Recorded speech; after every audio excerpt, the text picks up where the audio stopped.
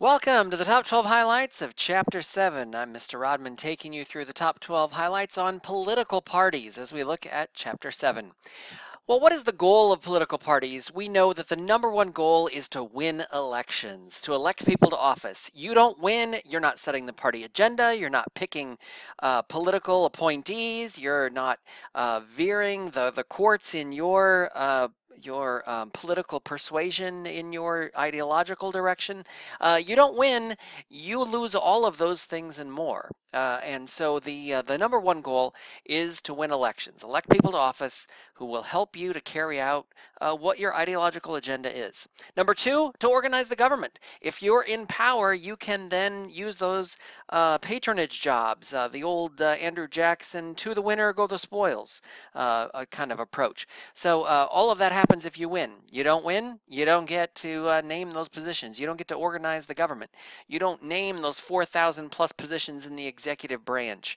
If you don't win, you can't choose those political appointees in the Plum Book, that plum-colored book of about 4,000 people every administration that come in that help organize the government and set the policy agenda. Linkage institutions. Let's talk about those for a second. It's anything that is linking the people, the voters, to their government. So that could be members of the media, that could be political parties, that could be interest groups, that could be third parties, this could be outside groups, the 501c4s, the 527s, all of those, the numbers and numerals of the new era of money and where it's going, which we'll talk about later in Chapter 9. But all of that, all of those, and really what we're talking about in Unit 3 here is all linked to our government, the linkage institutions that connect people, the voters, to their government. Some political reforms that took place. Remember, the Pendleton Act basically created the civil service. Prior to that, there were tens of thousands of jobs within the bureaucracy that were pretty much named by the president and political appointees.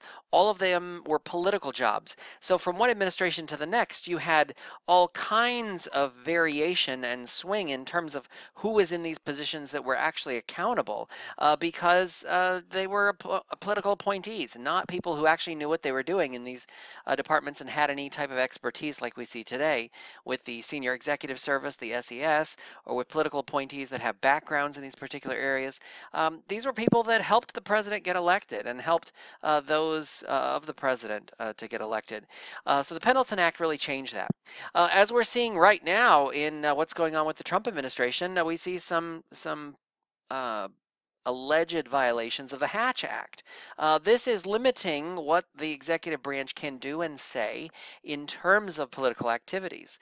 What they may do on their own time may or may not be okay because of the role and the level of influence that they play. The most recent one, Kellyanne Conway, weighing in on whether or not Alabama voters should support Roy Moore or Doug Jones, and that tweet, many outside groups are saying, is a potential violation of the Hatch Act.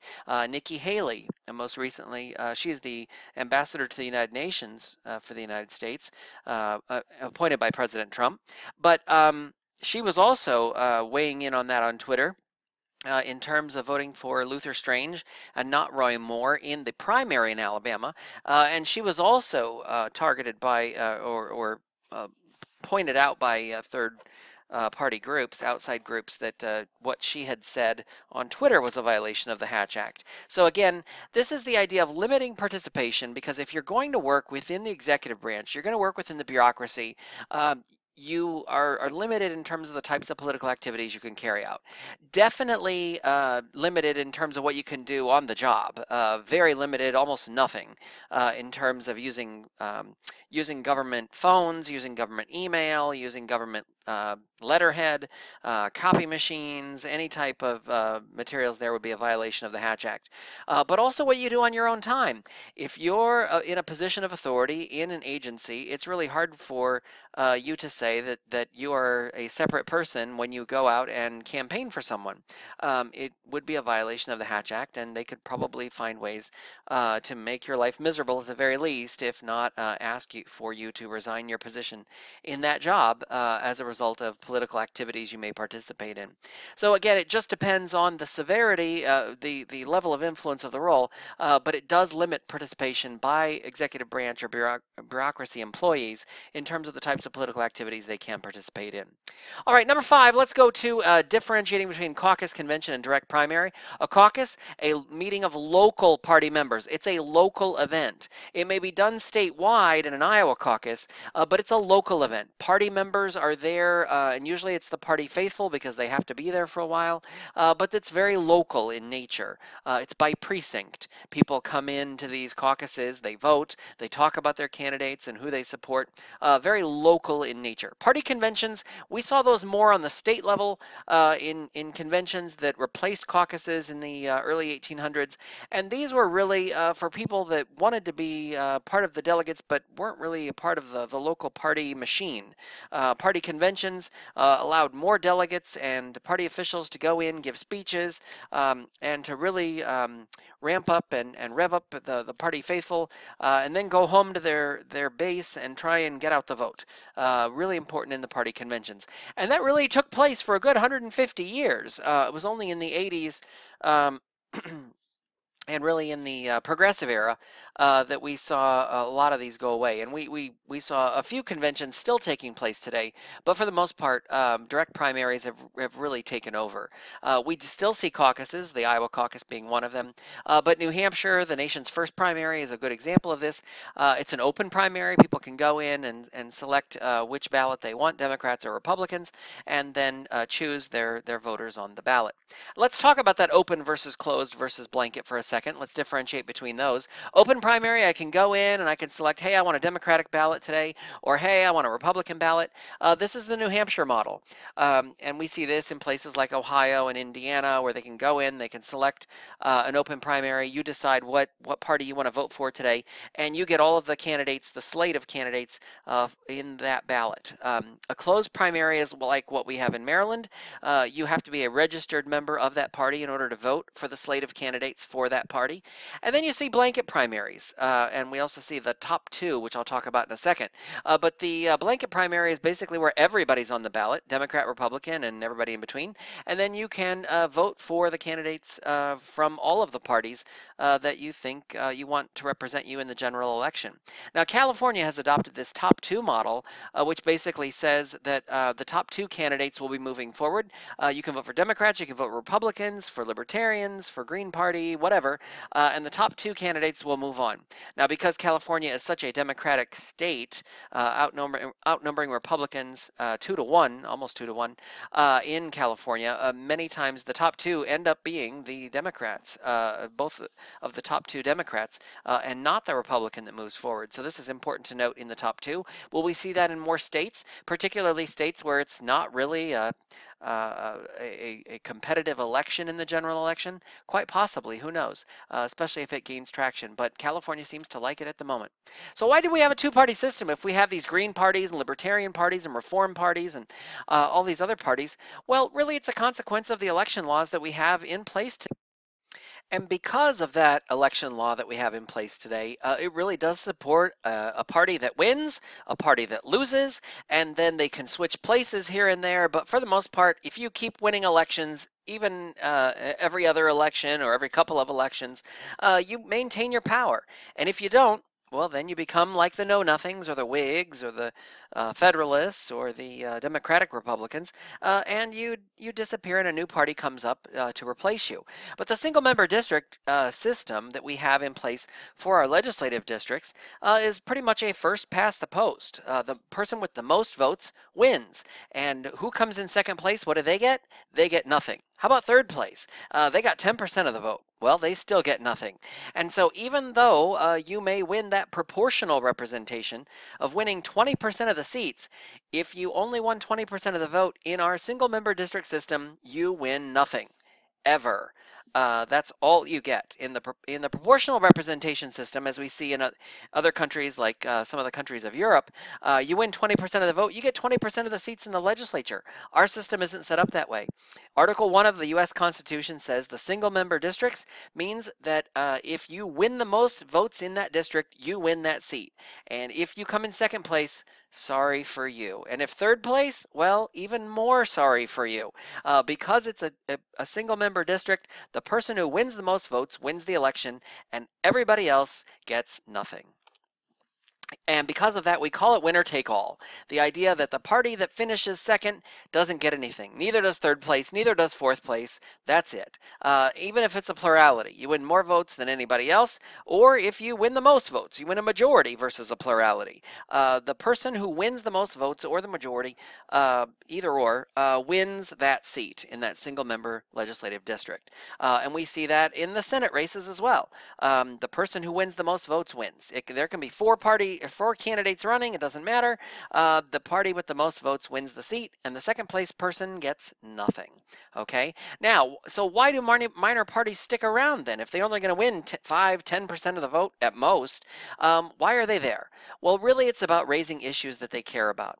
They want the two parties, or one of the two parties, to take on their issues, to raise awareness to voters about how important these issues are, and hope that these two major parties will adopt their issues as their own. We've seen that with a number of issues, from climate change and global warming to car safety, seatbelt adoption by the Ralph Naders of the world, to a lot of green-related issues that the Democrats have taken on, to a number of different issues that we have seen minor parties have. And so that's why they stick around, is really to raise awareness. We've seen a lot in the libertarians taking on, have they won major positions in the Senate and in the House? No, but they have gotten the Republican Party to move more to the right on issues that they care about in terms of less government, especially on an economic point of view, in getting government out of the way in terms of deregulation, and that's the role that they play, and they feel like that is worth it in order to raise awareness to get one of the two major parties to do so. All right, so let's talk about the party structure. We've got a national convention where we nominate the president and vice president. It is also where they will adopt the party platform, usually with significant influence by the nominee for president and vice president. And then they're also going to make rules that basically will set up this national committee that's going to run the party in between those conventions, between presidential elections. The national chair, usually chosen by the president of their party, and the idea there is that they would be the party chair that will run the committee, the national committee for Democrats or Republicans in between these conventions, and they are the face, pretty much the face of the party. And then the campaign committees are going to raise money and help get out the vote with those dollars in terms of making all of that happen. So let's talk about realignment versus dealignment for a second. We talked about in class about realignment, the idea of really the voters are switching their views from one party to another. It's a real turning point, changes the agenda, the policy agenda, and how voters are feeling. They're switching from one party to another. And it's got to take place in more than one election. If it happens, and this was kind of the discussion we had in the 1980 election or the 1984 election, was that really a realignment? Were people really realigning? Well, no. You saw a Congress that was very Democratic, while a president that was winning by a landslide. But you still had a Democratic Congress. So it wasn't until 2000 when we really saw a Republican shift in Congress going to Republicans for the Senate and the House and a presidency. And even then, we saw the popular vote go to the Democrat Al Gore, while the electoral vote went to George W. Bush. So there could even be called into question about whether that was truly a realignment as well. We could say the same thing in 2016.